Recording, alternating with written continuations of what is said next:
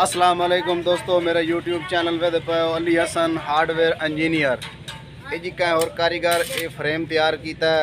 ये तुहानू मजबूती भी खाने जी उस मजबूती दी है। ये पहले फ्रेम जी 18 प्लेटा का फ्रेम बने हुए है, ये त्रुट गई है। ये वेल्डिंग करें पे हैं, देखो ये वेल्डिंग कर रहे हैं। अड्डा फतेहपुर से मिस्त्री अली हसन वेल्डिंग करें भी है। देखो ये जोड़ तले जो पिया है तिलक मार गई है, त्रुट गई है, इन वेल्डिंग करेंदे पे अगा। ये 18 प्लेटा का फ्रेम तैयार होए है। उत्ते वेख लो प्लेटा 1 2 3 4 5 6 प्लेटा उत्ते फिट हुई हैं। उस बाद जी ये 2 प्लेटा इस रखने फिट हुई हैं, 2 बैक साइड से फिट हुई हैं, 2 इस रखने फिट हुई हैं, 2 इस रखने फिट हुई हैं, 2 करू रखने ये जो रखने बने हुए इन्होंने फिट हुई हैं। ये 18 प्लेटा का ये बने हुए है। ये जी ए वेखो मिस्त्री का नाम खला इस तैयार किया है। मुकम्मल गार्डर से वो डिटेल लिखी हुई है।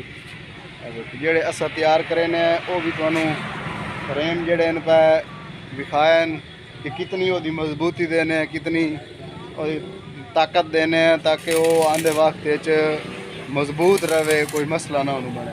ये टायर लगे खले वेखो, ये सेंटर वाला पिलर बनया खला, सेंटर वाला पिलर है, ये टी है, ये निज़ाम देख लो। ये जो जाविया है पिया वो भी इतने कोई नहीं बने हुआ है। जाविया है देखो, इतने जाविया बने हुए हो ताकि उसले फ्रेम खुले तो इस तरीके का जाविया बन सकता है। वो जाविये भी है कोई नहीं बने हुआ है। एक गार्डर दे नाल पैप वेल्डिंग होए हुए है। देखो गार्डर दे नाल ये पैप डायरैक्ट वेल्डिंग होए हुए है। ये नाल उन्हें कोई नहीं चादर कोई नहीं लाई ताकि जेड़ा प्लेट लगे इस पैप नाल वेल्डिंग हो गया। उस बाद वो बोल्ट छिकीमें ना वो काम भी कोई नहीं। ये मजबूती है देख लो आप भी इस चीज़ को समझे सो बिल्कुल। बैक साइड पे भी 2 इन पईयां, देखो ये बैक साइड पे। उस तो बाद जी उत्ते फ्रंट पे भी मजबूती तुहानू विखा रहे हैं जी। ये मजबूती लगी हुई एक गार्डर लगो है, बरीक गार्डर है, छोटा जोड़ा गार्डर है वो लगो है। उत्ते एंगल लगी हुई है, बाकी भी एंगल इस्तेमाल हुई है, 1.5 बाई 1.5 की एंगल इस्तेमाल हुई हुई। गार्डर है पिया उत्ते भी एंगल इस्तेमाल हुई है। थले भी प्लेटा तो जड़ियाँ लगी हुई हैं वो जी एंगल इस्तेमाल हुई है। रेलिंग गार्डर इस्तेमाल होए है।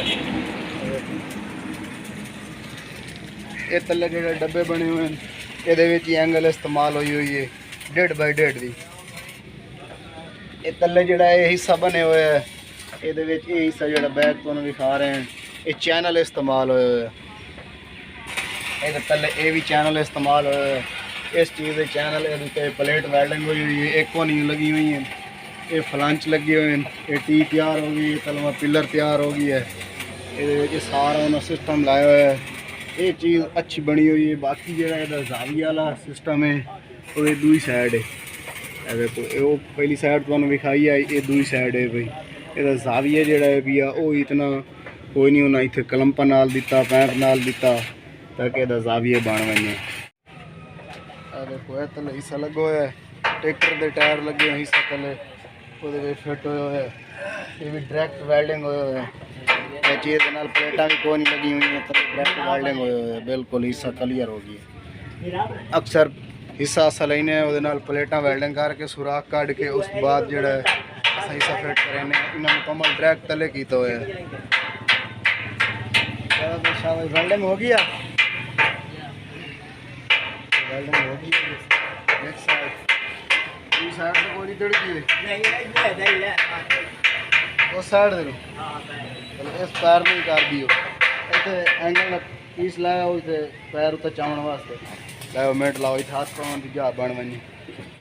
दोस्तों अड्डा फतेहपुर ते असां जेड़े फ्रेम तैयार करेने हैं, ट्राली पैनल उदी मजबूती बड़ी खूबसूरत देने हैं।